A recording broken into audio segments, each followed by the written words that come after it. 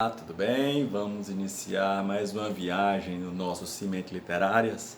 Certa vez Goethe disse que se queres saber mais do que eu, viajes, né? E ler é uma grande viagem, essa viagem que abre portas, revela novas fronteiras de aprendizado.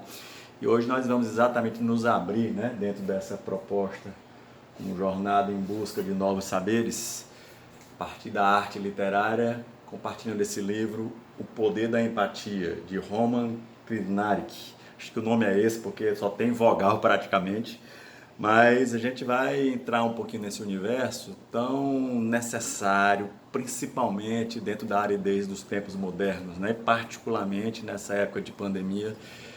Eu diria que a vida urge e a gente vive num mundo de tanta indiferença, de tanto distanciamento, né? Não só do ponto de vista social agora, mas distanciamento do ponto de vista mesmo da conexão com o outro. É incrível como aí, né? Viajando aí, né, na beirada da descoberta da inteligência artificial, o homem dominando modernas tecnologias, né, como robótica avançada, dominando a natureza do cérebro, né, com a neurociência, dominando na química, na biologia, né, a biotecnologia aí, desvendando novas fronteiras, prolongando vida. E é incrível como diante de tanto conhecimento, nós não somos capazes de conviver com mazelas eternas como a fome. Bilhões de pessoas ainda morrem, padecem por fome. E não é por falta de conhecimento, né?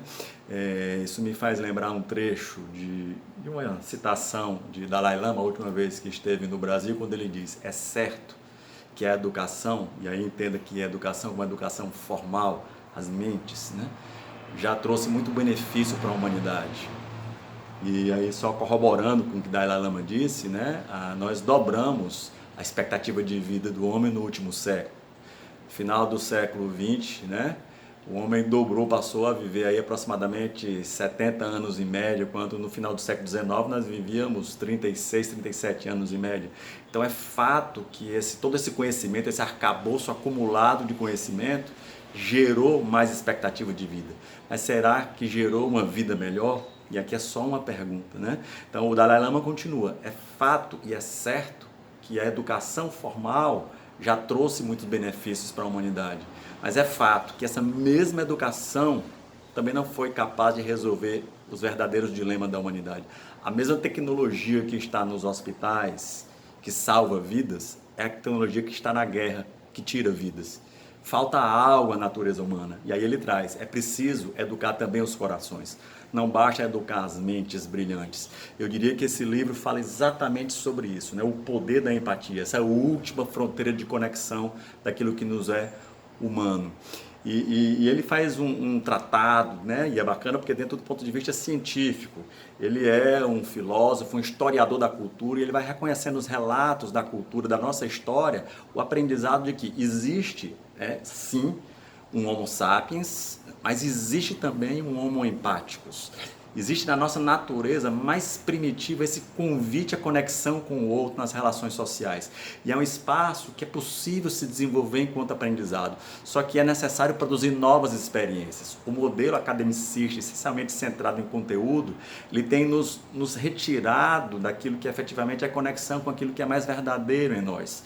Então, o convite, né, e o livro ele vai trazendo como referências, como elementos de busca, como é possível treinar ou nos conectarmos novamente com esse homo empáticos. E ele aponta um caminho, né? É necessário vivermos isso pela experiência direta. É incrível como a gente vê nesses tempos de pandemia, né? A morte ela vai se normalizando diante do cotidiano pelos números, vai virando um gráfico, uma curva, que até então eram 10 pessoas, viram 100, viram 10 mil, e aquilo se torna indiferente a nós. Nós não nos conectamos mais. É preciso dar rosto, dar nomes, dar vida, dar história a isso.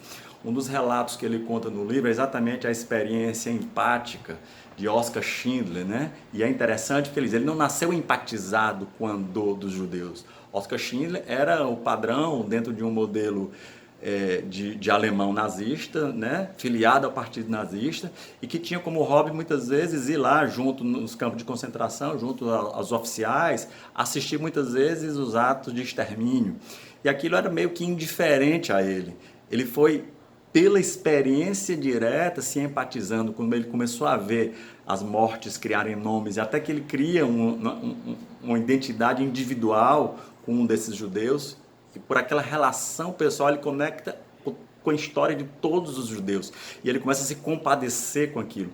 Então o caminho da empatia é exatamente esse caminho da conexão direta, de nós darmos rostos, cores, vidas, nome, sobrenome às pessoas, né? Nos aproximarmos daquilo que tem função e significado.